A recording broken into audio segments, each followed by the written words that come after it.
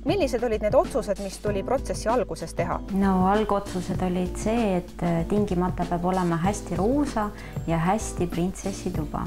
Minu ülesanne oli see, et ma peaksin tegema sellise roosa toa, mis ei tüütaks ära mõne aasta pärast. Ja siis ma üritasin leida sellele roosale erinevaid väljundeid, kasutada vanaroosat ja beebiroosat ja lillakasroosat ja siis nii ta saigi. Kõik on oma kätega tehtud. Kust see materjal pärineb?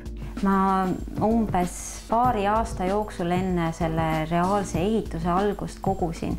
Üks mööblitükk tuli ühest kohast, teine mööblitükk tuli teisest kohast ja siis niimoodi, kui seda mööbli kogumist jagada mitme aasta peale, siis ei teki sellist survet, et ma pean kohe saama kõik asjad. See tähendab seda, et mul on võimalik valida pikema aja jooksul, et ma saan täpselt selle voodi, mida ma tahan, ma saan täpselt selle kapi, mida ma tahan ja täpselt selle laua, mida ma ka tahan. See mosaiiklaud on ka huvitav. Kuidas see valmis?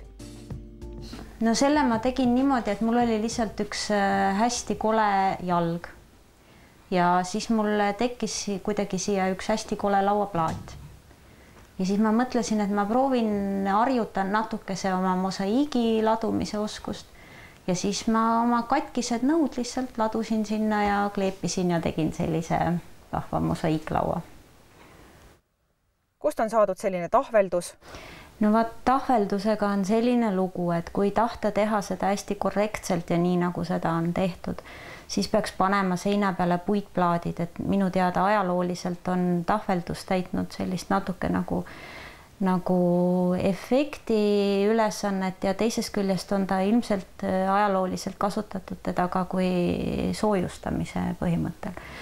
Aga meie tahtsime saada ainult seda efekti ja siis me lihtsalt leidsime, et kõige soodsam ja kõige mõistlikum on lihtsalt kipsi peale liimida liistud ja pärast see siis üle värvida. Niisuguseid liiste ju müügil ei ole? No ei ole tõesti ja eritellimusel tellides tuleb see ilmselt ka väga kulukas töö. Ja me leidsime, et kõige mõistlikum ja kõige nutikam on teha niiviisi, et ehitada see liist mitmest erinevast kokku. Et see tähendab seda, et siin on alumine on tavaline laud ja siis tuleb tavaline põrandaliist. Aga pahtli ja värvi abiga ta jätab mulje, nagu ta oleks massiivne põrandaliist. Tekstiilidega on veel lihtsam, et kui ikkagi on vanaema kapist üht-teist võtta, et siis ei tasu välja praakida ka selliseid tekikesi ja katteid, mis on ajaga kolletunud ja mida ei ole võimalik mingi moega enam puhtaks saada. Et natuke see roosat värvi ja ongi vahva ilus. Et need pitsid ja mustrid ja kõik, et need tulevad pärast värvimist ka väga kenasti ja armsasti esile. Milliseid nõuandeid annaksid sa teistele emadele? No kuulake oma lapsi. Esmalt nemad on nagu peamised arhitektid, peamised ütlejad, kuidas miski peab olema ja mida nad tingimata sinna tuppa soovivad. Ja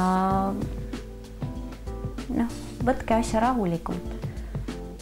Kui teil on ikkagi oma mingisugune visioon, siis üritage leida lapsega see kooskõla, kuidas see läbi viia niimoodi, et laps oleks rahul ja ka pere oleks rahul, et see ei läheks rahakotile liiga kulukaks ja et oleks kena silmale vaadata ja et peamine, et see kestaks ajas, et see järgmisel aastal juba ei vajaks jälle ületegemist.